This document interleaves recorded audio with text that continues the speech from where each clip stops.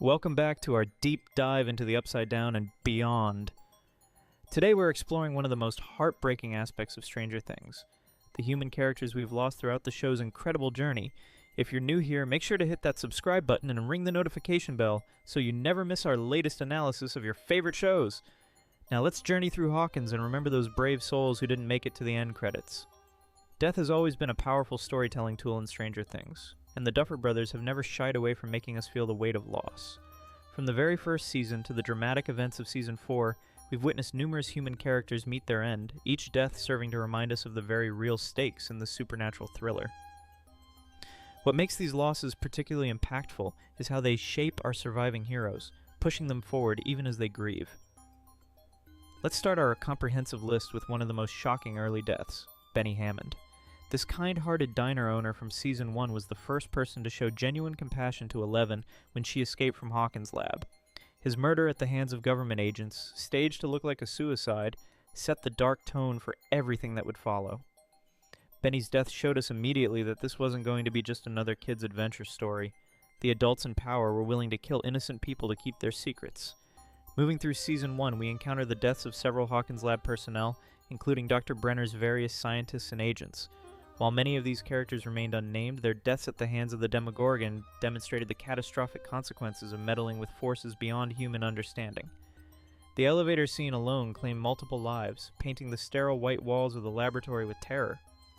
Season 2 introduced us to Bob Newby, superhero, a phrase that still brings tears to fans' eyes worldwide.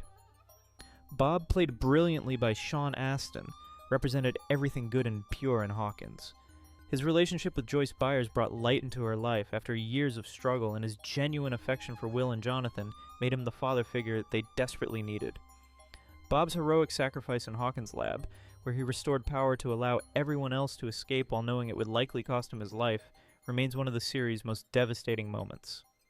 His death wasn't just the loss of a character, it was the loss of innocence and normalcy that Joyce had briefly reclaimed. The third season brought us face to face with mortality on a larger scale. The Mind Flayer's human proxy claimed numerous victims throughout Hawkins, but perhaps none more memorable than Heather Holloway and her parents, Tom and Janet Holloway. Tom, who served as the editor of the Hawkins Post, represented the establishment that our young heroes were fighting against, yet his death alongside his family humanized him in his final moments. These weren't just obstacles for our protagonists, they were people with families and lives that were brutally cut short. Season 3 also gave us the ultimate sacrifice in Alexei, the Russian scientist who just wanted to enjoy American culture and watch Looney Tunes. His assassination by Grigori at the fun fair, just when he was beginning to find joy and friendship with Murray, was particularly cruel. Alexei had risked everything to help our heroes, only to be gunned down before he could see the fruits of his betrayal of the Soviet program. His childlike wonder at American capitalism and carnival games made his death all the more tragic. But Season 3 saved its most devastating loss for last, Jim Hopper. Or so we thought. His apparent death beneath Starcourt Mall, sacrificing himself to destroy the Russian gate machine, left audiences worldwide in shock. Joyce's anguished face as she turned the keys, knowing she was likely killing the man she'd grown to love, became one of the show's most iconic images. Of course, we later learned Hopper survived, but for nearly 2 years, fans mourned the gruff police chief who'd become Eleven's adopted father. Season 4, however, took the death toll to unprecedented heights. The season opened with the massacre at Hawkins' lab, a flashback that revealed the deaths of numerous children with psychokinetic abilities. While we didn't know these young test subjects personally, seeing them as children rather than just numbers 2, 3, 4, 5, 6, 7, 8, 9, 10, 12, 13, 14, 15, 16, 17, and 18 made their deaths profoundly disturbing. These were children robbed of normal lives and then robbed of life itself. The present-day timeline of Season 4 introduced us to Chrissy Cunningham, whose death kicked off the entire Vecna crisis. The popular cheerleader who was fighting invisible demons became Vecna's first victim in the current timeline. Her body contorted in ways that defied nature. Chrissy's death was particularly tragic because we'd just begun to see beyond her popular girl facade to the troubled, sympathetic person beneath. Fred Benson followed soon after, the ambitious school newspaper reporter whose guilt over a fatal car accident made him vulnerable to Vecna's influence. His death at the abandoned Creel house showed that Vecna was targeting those with deep psychological trauma, turning their own minds against them in their final moments. Patrick McKinney became Vecna's third victim, pulled from Lover's Lake in front of his basketball teammates. His death served to radicalize Jason Carver and his followers, turning them into vigilantes hunting for Eddie Munson.